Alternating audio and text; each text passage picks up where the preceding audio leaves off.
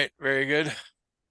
Well, welcome everybody to what are we now? We're doing business bites now.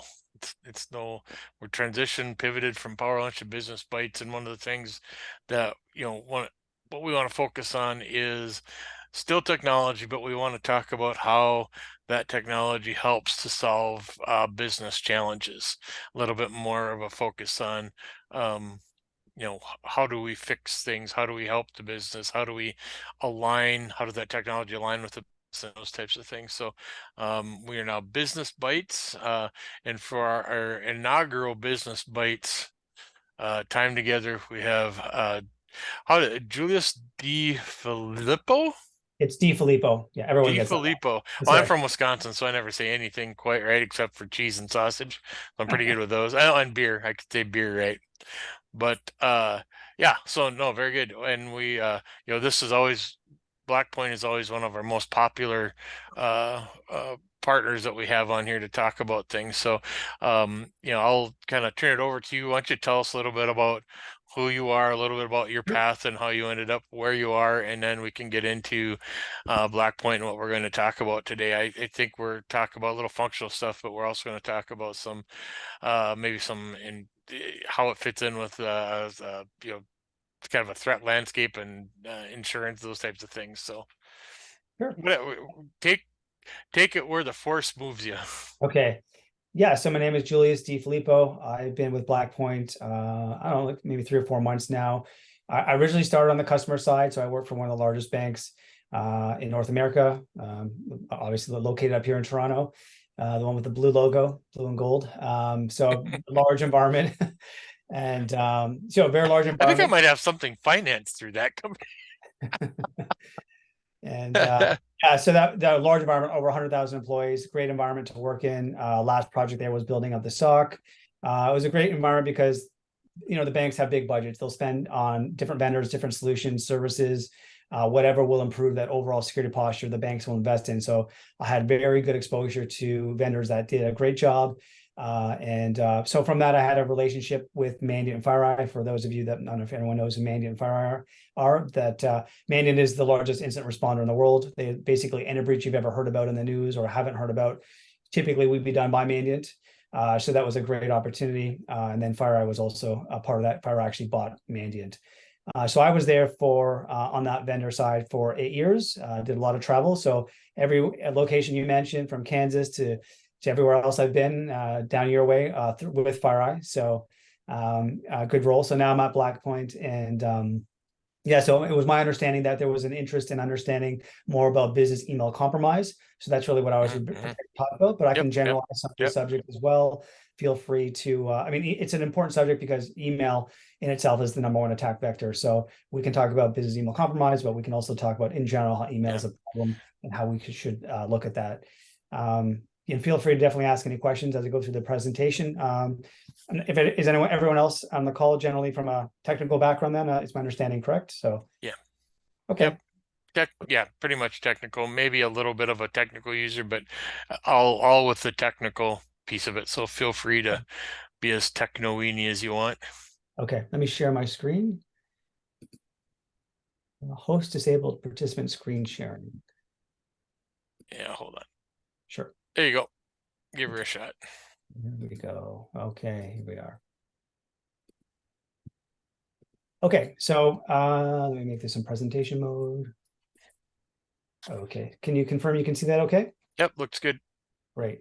And before I start, just to gauge it in general, one person can comment. Is there a general understanding of what BlackPoint does as far as our overall capabilities, just in general, pretty much?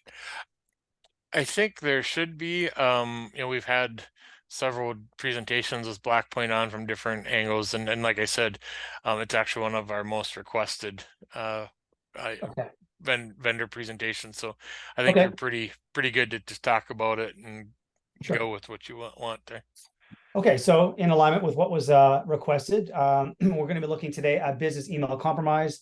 It's actually Oh, I think we do need a high level overview of okay. what the point does. Sure. So BlackPoint is basically an organization that we develop software to provide our security operations center the visibility that we need in our customer and partner accounts to provide managed detection response. So we're doing managed detection response for customers, whether it be on systems in the cloud, as well as we have other capabilities that are within our overall offering. And so that's at a high level what we're doing. And today I'm going to talk about how we use our managed detection response service, specifically to talk about email, but I will definitely include other aspects of managed, just general threat detection and how we actually respond to those threats. But at a high level, that is what we do. We basically develop all of our own software. We have no dependency on any third-party organizations. So we develop our own software to basically provide our SOC the visibility we need to be able to respond to threats. And then our workflow is to basically detect, respond, and then contact our customers or partners based on our defined culture, and then notify them with a formal record of what's happened. So that's our general workflow that I'm going to kind of show in this presentation and kind of highlight the value that we're providing. That's pretty high level, but I do intend to get much deeper into what we're doing.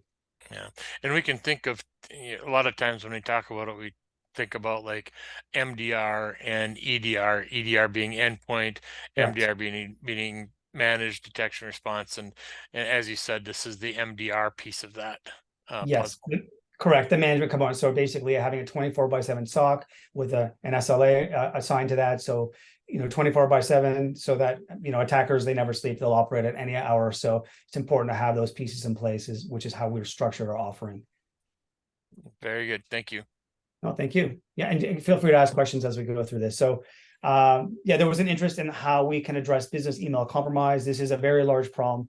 As I mentioned before, email is the #1 attack vector. It is a huge problem. If you look at all attacks, most attacks that generally originate, they do start typically with some form of email. Business email compromise is a little bit unique. The impact is significant, and it's very simple in how these attackers are using business email compromise to facilitate their attacks, which we're going to get into. So we'll talk about the attack variations. There are a variety of ways that attackers are using that fall within the scope of business email compromise. We'll touch on the impact. The impact is actually huge. Surprisingly, everyone talks about ransomware, but the impact of BEC is actually much more significant from a financial perspective as far as losses than ransomware. I mean, there's different ways of evaluating what has a bigger impact, but from a pure numbers perspective, BEC is definitely in the lead. I think it's important to understand why it works so well. Why is it so successful for these attackers to use BEC to fund their operations? It's important to understand not only is it a problem when an individual or customer loses funds, you're also funding those threat actor groups as well to further allow them to do more attacks later on. So it's highly problematic when they win, which is why we at BlackPoint, we're trying to really address this. We don't like to see these guys win. These guys have nothing to lose when they're doing these attacks.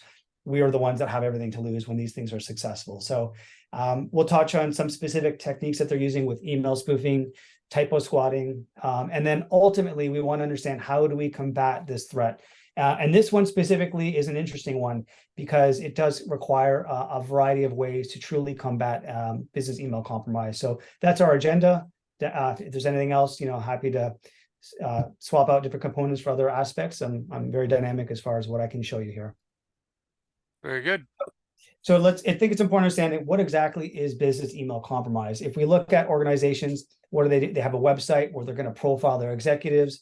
A lot of them will even profile their HR department, their accounts payable. They're just doing what they do. They're showcasing their business. They want to establish, show if they have any heavy hitters. They want to profile them to give brand credibility so they can do what they do, and that is driving their business. The attackers also recognize that, and they will use that information to do recon, to understand the players in the organization. Of course, in this day and age, everyone has their resume basically available to everyone with LinkedIn. Of course, people, they don't stay in their same roles forever. So people always have LinkedIn profiles. They can see all their connections. And that's also a fantastic resource for legitimate uses, but as well for attackers. So the objective of someone with malicious intent, when it falls into this category, what they're looking to understand is, number one, who is the individual in an organization that can make a request for funds or some value to leave that company?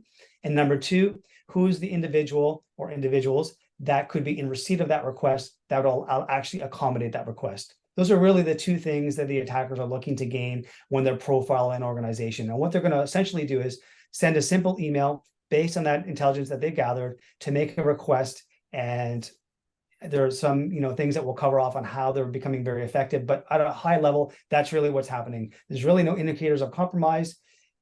It's very difficult to address because it's such a simple way, and they're relying on the vulnerability of the individual. They use urgencies in their emails, please hurry up, and we'll cover those off, but that's really at the end of the day what BEC really is. In the scope of email and the threats within email, we've got malicious links, attachments, and all that. The QR codes are also another big problem right now that's growing. We can touch on those as well, but we'll stay on the BEC port for now. So 25% of the over 10 billion of losses that were reported in 2022 by the FBI are related to BEC. It's a huge number. So one, it's a big number that is leaving the hands of honest people, honest organizations. That's also a lot of money that's going to fund operations for these malicious attackers in different regions of the world. So it's a problem for a variety of reasons. Traditional security measures are not going to really help here, which I'll touch on in a moment. And basically the BEC uses numerous cash out methods. So we see wire transfers being requested using Swift as well. Payroll, so basically requesting updates to payroll information in the HR groups as the next payroll cycle happens, that money's gone to the wrong account. Gift cards, this is not as common, more common during the holidays. The denominations are not as large, of course, but still something that is being used. And then crypto as well. There are a lot of organizations that focus on crypto, even though we've had a bit of a crypto winter in the past couple of years, but there are organizations that focus on crypto that have lost a significant amount of money. And I'll give some examples, some live examples that I've personally been involved with in some of these in a moment. But they're going to use email spoofing, domain imitation, which is like typo squatting. Some vendors like to use that word instead. And then general email compromise. The general email compromise is the one that BlackPoint can really assist with. This is the one where attackers are going to gain access to someone's actual mailbox or their system, because they get on a system that has a user's actually already logged into, let's say, Microsoft 365 or Google. The authentication token's already there, so they can send already like emails that are legitimately from that infrastructure. Those are the ones that are the much more successful because it's harder for individuals to recognize the other telltale signs that something might be fake. So these are the areas that are really focused on, and we're going to get into these in much more detail. So these are variations. I'll give some examples to have it hit home. But I will say the one thing that's really, it's really unfortunate. It's one thing to hear about these stories, but it's another to look in someone in the eyes after, let's say, someone in accounts payable just sent $200,000 to someone and they're just like shaking because they're worried about their job. If it's a small organization that might be facing some insolvency, it's a really, it's different to see this stuff firsthand.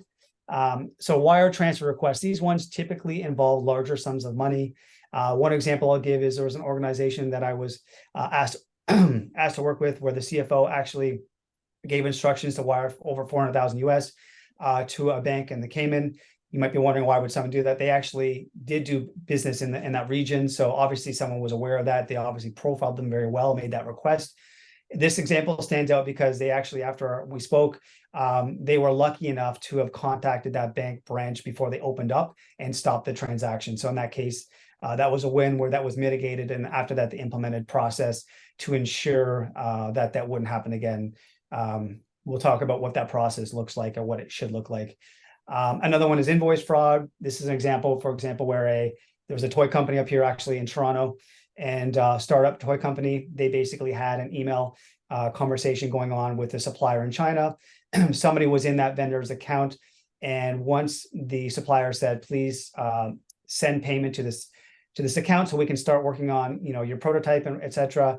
There were some forwarding rules that were established to basically delete any incoming emails after that. And then they sent a request saying, we've changed our bank, here's the updated banking information. So after that, the toy company was asking, where's our prototype? And they said, we never got any money, so we never started. So so basically an invoice was sent saying, please send payment to this account, which was manipulated. Payroll diversion, I actually got one last week where I spoke to a customer where someone basically went to HR and accounts payable and saying, I never got paid this month. And what happened was that they basically said, well, you sent us a request to that you've got a new bank. And of course, payroll just follows their instructions and they sent the payment to a different account. And then gift card requests, again, those are much smaller in concern, but they are, still a way of extracting value from an organization, basically, especially around the holiday season. asking for gift cards they can share with their customers or something like that. And so that's one. And then crypto transfers. This one is, again, for organizations that are in crypto. I mean, many of us that are in this space understand the value of crypto, but highly problematic. And there's been significant losses in this industry. In the one example that I worked in, basically there was an email sent so similar to the stock market, we have IPOs or initial public offerings.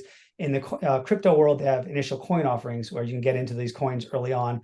And so there was an email sent, there's some dialogue back and forth, and they fell for it. And it blows my mind, but they basically transferred $1 million of crypto and it was gone. In that case, so in the blockchain, things are traceable, but in this case, the attackers basically sent those coins to what's called a mixer service, where the funds will then exit through a different address, and it was gone. And the one thing that's common in these is you'll find customers are embarrassed, and a lot of them, like for example, with this crypto one, they did not disclose this to anyone. This would have impacted their credibility.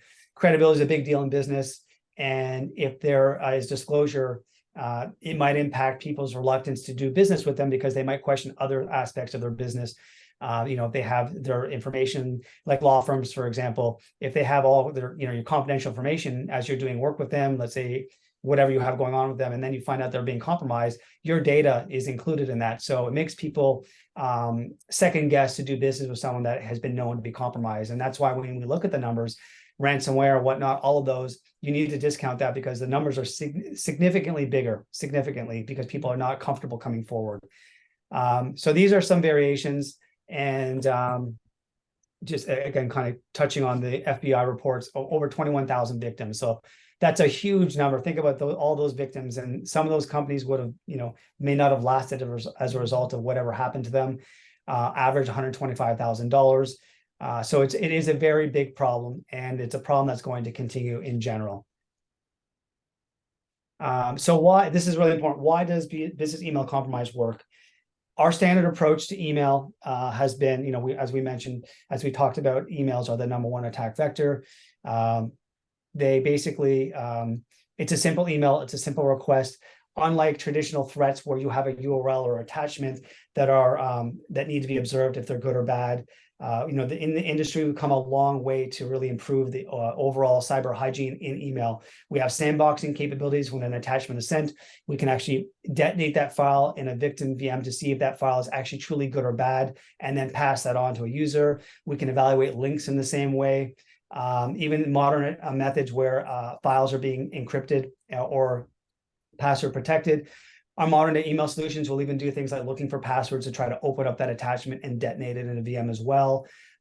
Links as well now are being sent later in the evening, and then later on, after those links are passed through email gateways, the malicious code is later attached on the back end, and we have ways of addressing that as well. So we've come a long way, but the one area that business email where we have not been that successful has been with business email compromise, and it's because there really are no indicators of compromise to look for. It's simply just a request, and depending on how creative those requests are made, that's what allows them to be successful. And I would say, especially now with the generative AI, where previously you could look for, let's say, if English was not an attacker's first language, we can identify this doesn't look right. You're asking for $500,000 to be transferred, yet you're not communicating that very well. That would be a hint that something might be off. Now with ChatGPT, you're seeing perfect language when you're making these requests.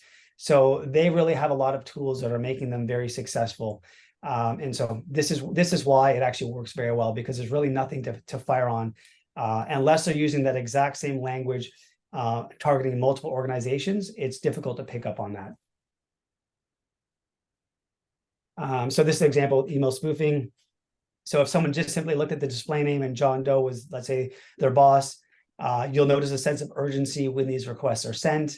And you'll notice there's no suspicious domain, there's no malicious links, there's no attachments, and someone might get this and take action. And that's it. It's so simple, but it works. It's crazy. And typo squatting, this is another one where basically, let's say if your company is abc.com, attackers will use stolen credit cards. They'll register a domain that might be, let's say, abcc.com.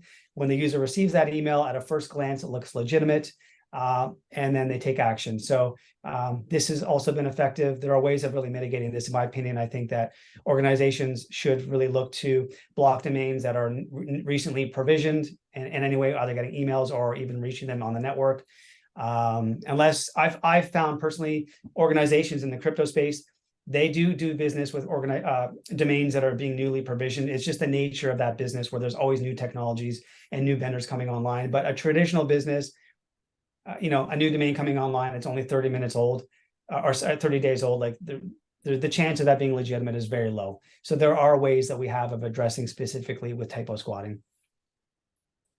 So I think it's important to understand really how do we combat this threat. So at that large bank that I worked at, I was actually quite surprised to learn how well employee education works. So we have companies like, and this is not representative of BlackPoint, just my personal experience. You've got PhishMe, which they were one of the first ones out there. You've got KnowBe4. These are organizations that'll do simulated phishing campaigns. And the first time I went through this, I was shocked at how many people fell for a phishing campaign. What also surprised me was after, let's say, the third time we did this, like once a quarter, the numbers dropped significantly. It actually does work in providing education. So the way it works is, as I'm sure we know, you send them the link. If they do fall for it and they click on it, there will be an explanation of, this was a phishing simulation. You fell for it. These are the things you didn't identify. And it really gives them that education. In general, cyber education is good as well. That should cover this. But simulated phishing attacks specifically is very effective when it comes to business email compromise. DMARC is good to ensure that emails being sent are not being spoofed. MFA, of course, is good for protecting accounts, legitimate accounts, so attackers don't gain access to actual mailboxes and start emailing, let's say, accounts payable to send funds. That also works well. Of course, not 100%. There are past the cookie attacks or situations, as I described, if an attacker gains access to somebody's computer, probably would be through a phishing attack if they did that. But if they got access to someone's workstation, they can basically use that authenticated token that's on that host and send emails. That's something that BlackPoint is really good at addressing with our MDR service.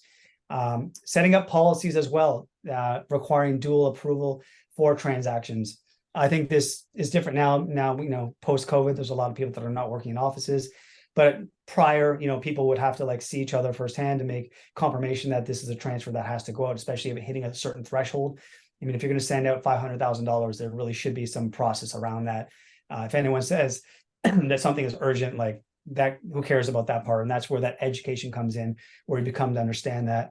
That one that I mentioned, where that $400,000 almost left that company that they ended up catching, what they did after is they implemented, at a minimum, they would have a FaceTime conversation with everyone at a minimum as one. They did other things as well, but at least they had to have a visual on them in some regard before they did that. So policies are really important as well to address this. These are not necessarily technical things, but they do help, because there's not a lot of technical things that we can look for when we're trying to identify these emails. Those indicators of compromise are not present typically. So that's why we have to look at these other avenues. External email warnings. This actually is very effective, especially as it ties into education. So we can educate our users that if you're applying to someone that is saying, I've got a new bank, I'm an employee, I have a new bank account, please update the banking information for my next payroll. You're expecting that email to be from someone within the organization. If you see an external email warning, that's giving you a clue that this email may not be who it's coming from. Again, initially, if you implement these, some people might kind of ignore them, but when you include some education around that, it does help a lot. We have a very simple way in BlackPoint to turn that on whenever a tenant is integrated with what we call our cloud response that I'll touch on.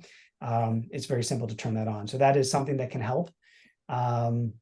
And then lastly, I'll point out on this slide is a managed detection response service is in general just very good for overall improving that security posture, but it does relate to email as well. So being able to identify those threats as they might target someone's computer or their actual cloud account, because if an attacker does get that far, that's going to be the most trusted email that will come through, because what you cover off in simulated phishing attacks and education, a lot of those things that you'd be looking for will not be present if that email is sent legitimately from the company's own infrastructure.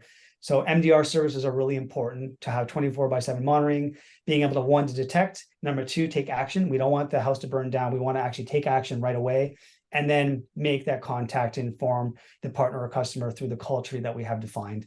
And that's something that we do at BlackPoint. So that's something that is generally quite important.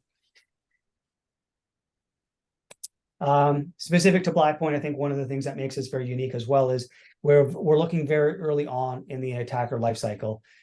This is our kind of that we use, basically try to focus left of boom before an attacker moves further down the attack lifecycle, where they can now, perform data exfiltration, do ransomware, or get to an opportunity where they're sending out those emails. This is a very busy area when we look at the attack lifecycle, because in this area you have legitimate usage by general average user activity, you've got, let's say, administrative activity, and then in there you've got blended activity that might be coming from an attacker.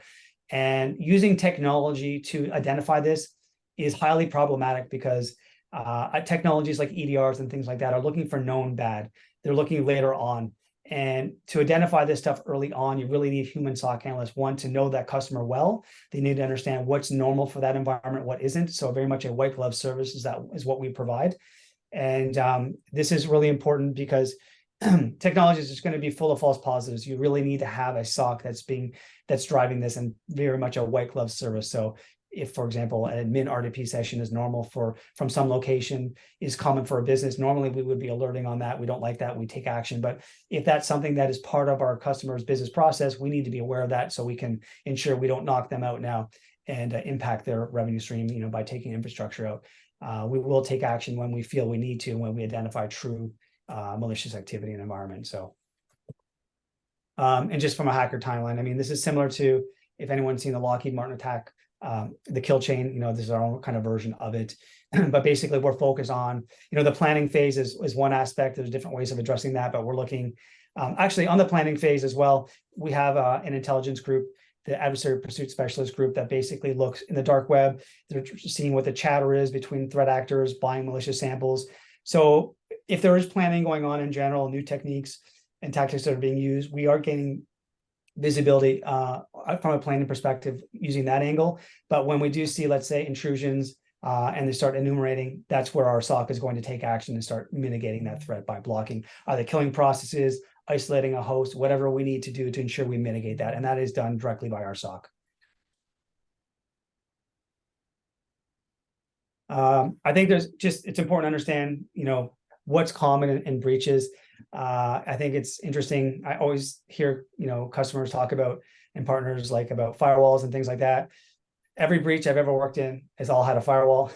Yes, firewalls are good at blocking inbound traffic, and there are different variations of firewalls. Some are much more next gen and do a good job of looking at outbound. But the reality is, all that traffic that's responsible for a data breach or whatever it might be was traffic that was originated from within an organization. And almost always it's going to be, at least the malicious traffic will be done from an email, a link being provided, an attachment that might be exploiting something on an application on a computer that's going to be responsible for some command and control activity, where that computer is now reaching out to attacker infrastructure, or it could be just general user or browser activity. 80 and 443 are the ports that we see everywhere. So, firewalls are really, they have their purpose, but they're present in every breach that I've ever seen. You will find as well, there's not a lot of malware. There's a lot of PowerShell usage. So typically looking for, EDRs are really good at focusing on, or even general next-gen AV, that category itself. They're looking for known bad. PowerShell and things like that can be much more difficult to properly detect. When you look at technologies that look to detect with that in that category, there are a lot of false positives, which is why we really rely on our SOC analysts to do that. EDRs and AV, you can just categorize it as next-gen AV that's always present. The problem with this category that I find is, if you find an organization that's been breached, and people, sometimes will ask, well, what did they have in their environment? What were they using? Whatever they have, some cases it might be irrelevant, because it depends on how it was configured. There's a lot of capabilities in modern day next-gen AV solutions and EDRs. And, a lot of organizations focus on keeping them current and upgrading. The part that's missed is, when you upgrade an EDR, for example, there's going to be new policies that are available to unlock new capabilities that were developed based on, threats that they've observed. Maybe they've missed things in the past that have led them to build new capabilities. And so that's the one gap I always see, is that some of these new capabilities are never even unlocked, because people don't go and look at the new policy configuration options that are available. So there's a huge variable there when it comes to that, which is why you might see one of the best EDRs in the market be present in a data breach. It's probably because of the way the configuration was done. And Jules, then, can I jump in for a minute? sure, sure. When you say, well, not you, when you say, when we hear the term next gen Yeah, antivirus, like what does that mean to you? yeah. So, What is it? How should we think about that? sure. I hear that, you know, and when I think about antivirus, the way I describe it to customers is that it's like driving to work, looking in your rearview mirror because antivirus is based on stuff that's happened in the past. Correct. Yeah. So what does next gen mean in front of that? No, I like that you asked that question. I could spend a long time talking about this, but so I specialize in EDRs. I have, prior to joining BlackPoint. So what you've typically found in the industry is, I'm gonna go back to maybe 8 years ago. What you would have found, you had solutions that focus on EDR. They were looking at endpoint detection response. If there was a breach, you deploy an EDR. It would be useful for understanding what happened, to understand what the attack was. Then you had your AV vendors that were looking at, as you described, like AV signature based and all of that. And then what happened was these two things came together where the traditional AV vendors started to introduce EDR capabilities.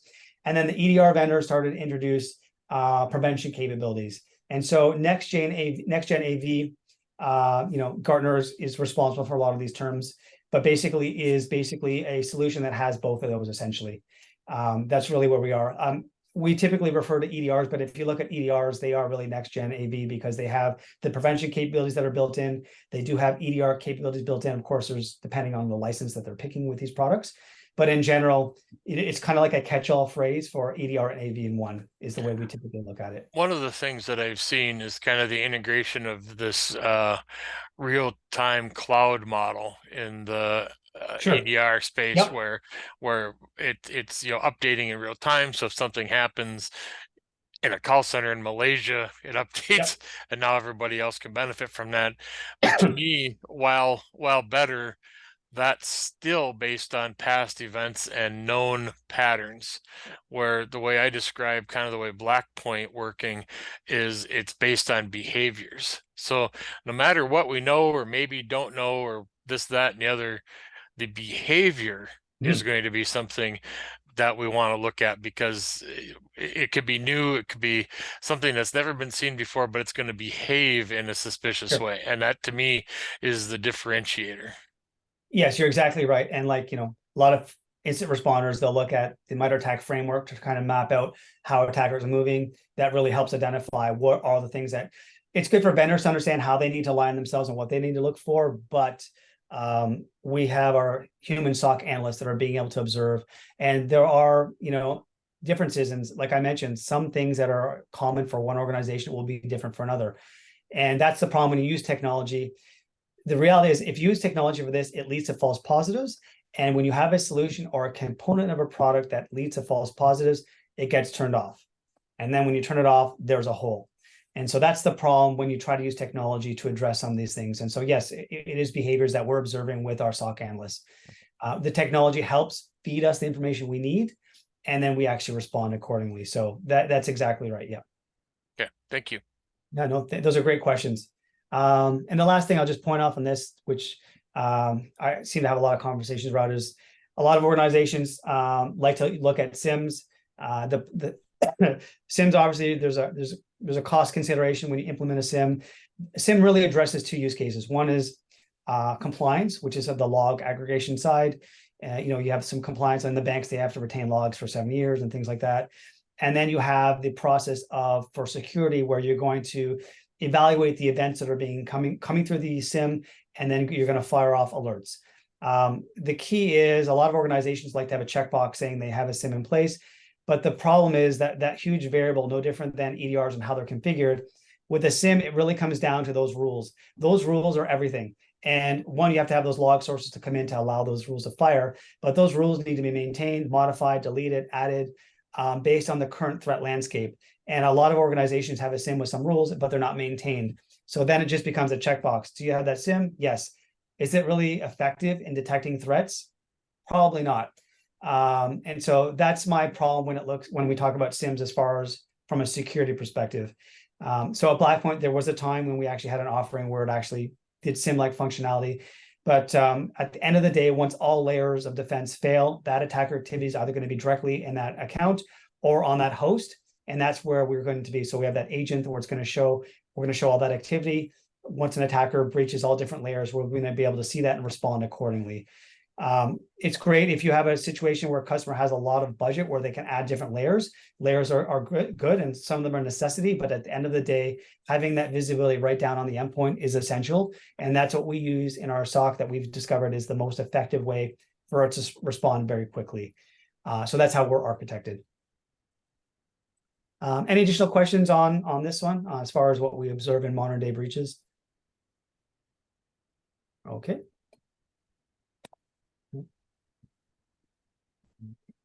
So I kind of touched on this already as far as managed detection response and what we do earlier in the earlier slides. But yeah, we're basically doing real-time threat detection, threat hunting, and active response.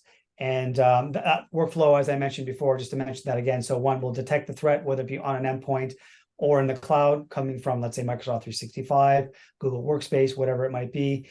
We will take action. So if it's on an endpoint, we'll actually isolate a host or kill a process and then contact you. If it's in the cloud, we will revoke authentication tokens. We will as well, like let's say, kill off forwarding rules. Forwarding rules are the first thing that an attacker will do when they gain access to mailbox. We're looking to identify all those and a variety of other things that I'll touch on. But those are all driven from our managed detection response by our SOC. I think we all understand the value of the SOC, but essentially being able to respond very quickly. Attackers work 24/7, and so do we. And the value there is significant. I mean, business continuity, being aligned with compliance just by having a SOC will align you with compliance related situations. And anytime you can reduce ransomware or BEC, obviously you're going to save money. So that's really important. That is driven from a SOC, having that 24/7 visibility on an organization. So I kind of touched on this a little bit. So from an MDR perspective, the way that we gain visibility to systems is we have something called a snap agent. That agent is a simple EXE. We recommend customers either use, whatever method they use to deploy software is what we'd recommend. If it's an RMM, whatever it might be. Once that's deployed, that's going to start giving our SOC the visibility we need. Now, contrary to what I mentioned about like EDRs and the policies you have to worry about and all of that, when you deploy our agent, all you have, that's it. You don't have to worry about policy configuration. There's no options essentially. So the expectation for the customer or the partner is simply to deploy that agent. And now we have the visibility we need, and we'll now become familiar with that, what's common in that customer environment. Second is our cloud response. What basically happens is the partner will, our customer will integrate their tenant. Once that's done, we have that API integration. It takes about 5 minutes. And what will happen is we have curated rules based on our tradecraft detection that is looking for threats that are targeting an account, looking for if they're logging in from a region that doesn't make any sense. If there is someone logging in from multiple regions at the same time, either someone's obtained credentials and they're logging in from another region, or there's a VPN being used, whatnot. We'll take all those things into consideration and take action accordingly, right down to exchange online, looking for email impersonation, forwarding rules being established. So very comprehensive in how we identify those threats in the cloud. These are very applicable when it comes down to business email compromise. As well, we introduce policies to allow for the external email notification to be enabled. So normally you'd have to use, let's say, PowerShell in Microsoft 365 to allow for that. There's a simple toggle box button you just turn on, and that allows for that external email warning to show up to also assist with situations where an attacker is emailing from, let's say, a typo squatting domain or something like that. So that's all of cloud response. And we also have application control. The objective here is to use that same snap agent that's already deployed. And we're really going to reduce that attack surface by, we have curated rules that we're going to recognize that there are certain applications, RMMs and utilities that are really not, they really shouldn't be run on an average user's workstation. They're maybe run by administrators occasionally. They're definitely very desirable by attackers. So if we can use that snap agent to just block that ability for those applications to be run, it really improves that security posture. So that's really what we're doing with application control. And the way to implement it is very simple. By default, it's only monitoring mode. So there's really no risk of turning this on. Once you evaluate what would have been blocked, then you can actually proceed to blocking. But enabling this is very simple. There's really no reason not to enable this. There's not going to be any blocking action by default whatsoever. And so those are all capabilities that are some of the capabilities that are coming out of the response, BlackPoint response bundle that we have. And we touched on EDR. We do have integrations with EDRs, or we could refer to them as next gen AV, but we'll call them EDRs.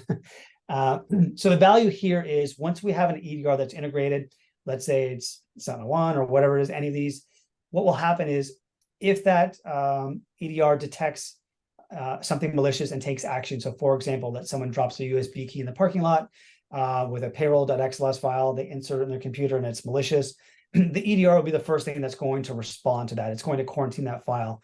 And so if you look in the console for whatever that vendor is, it'll show the system, the file was quarantined. On our side, we've seen many times EDR vendors where that attacker activity has continued. So we actually will validate that the EDR is actually doing its job as it was supposed to be doing. If there is no integration, we will look at things from an absolute perspective. If we see a attacker activity, we will very simply just respond as we normally would, kill process, isolate a host or whatnot. If the integration is there, it just gives us additional context to understand what's being observed by the EDR, as it might see something quickly. In the example, like an EDR being inserted, it will actually see that, the EDR will detect that very quickly. So it gives us additional context for our analysts, but not critically important.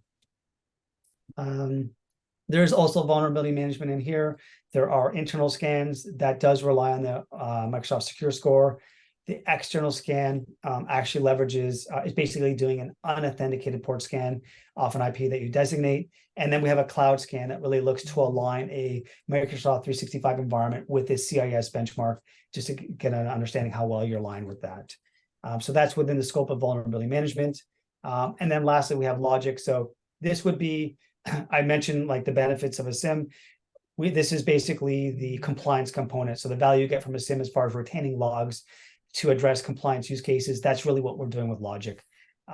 And the benefit here is we're using that same Snap agent again. So the overall total cost of ownership is very low because you're just deploying a Snap agent and you're using it for different purposes. In this example here, we can use logic to actually, the Snap agent to forward Windows events into our logic backend. And then there are ways of doing self-attestation to see how well you align to certain compliance benchmarks and things like that. So very simple as far as getting logs into our backend. You can also forward firewall logs of third-party, let's say NAS device or whatever. You can actually forward those syslog events to one of the agents, one of the systems that has a Snap agent, and those logs will also show up on our backend and they'll be stored there. The retention by default is 1 year, and that can be longer if needed. Super simple. Across the board, that total cost of ownership is very, very low. And then lastly, as I mentioned earlier, we have our adversary pursuit group. This really helps influence the design of our solutions, the visibility of threats that we have, really to minimize our patient zero situations. If we see some trends happening in the dark web by attacks being planned using certain tools, techniques, and procedures, we will be aware of that. We buy malicious samples to see what's going on, and we use all of that intelligence to influence the development of our solutions, as well as just overall protection for all of our customers. Some organizations, what they'll do is they'll focus on the detections that are their direct technologies are alerting on, and use that to like kind of understand how they can better improve. There's always a patient zero in those situations.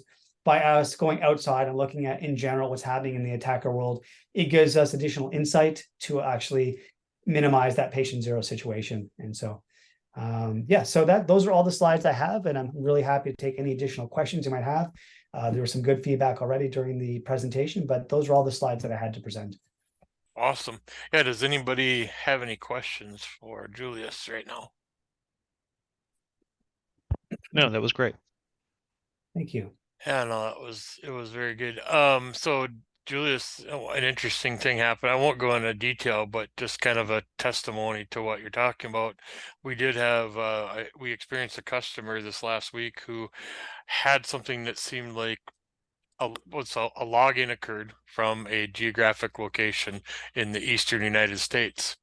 Following that login, another login occurred from the West Coast within a few minutes, but an impossible travel time, right? An impossible thing. And, BlackPoint shut it down. And the thing which is great, awesome. That's helpful. But the thing that was really helpful is the shutting down of that user access gave the customer an opportunity to think about what was going on, to react in a managed way versus, kind of, I always think about the Muppets, the Beaker and the Professor, and they run around and go, bah, they run into each other screaming and stuff. And that it gave us the ability to think through the event in a managed way and to and be controlled, be very on purpose instead of on accident. And Right. I think that that's a powerful piece of this is it gives us the ability to be thoughtful in our approach versus panicked, Yep. So Yep. Green column is very valuable, definitely. yeah, and that's that's a real world example that happened last week for Okay. us, and so I'm frequently reminded about the value of the solution and it catching those types of things. So, Great. I'll also say in a past life as doing a virtual CIO services for another customer, we had it integrated with Sophos, and Sophos would detect something, and literally the SOC got a hold of me on vacation in Florida about an event, which I greatly appreciated. So, it does work, and the folks were persistent in helping us to identify and remediate the issue. So it, like I said, Great. you know, I eat my own dog food with this, and I find Yeah. the tool is very effective in that regard.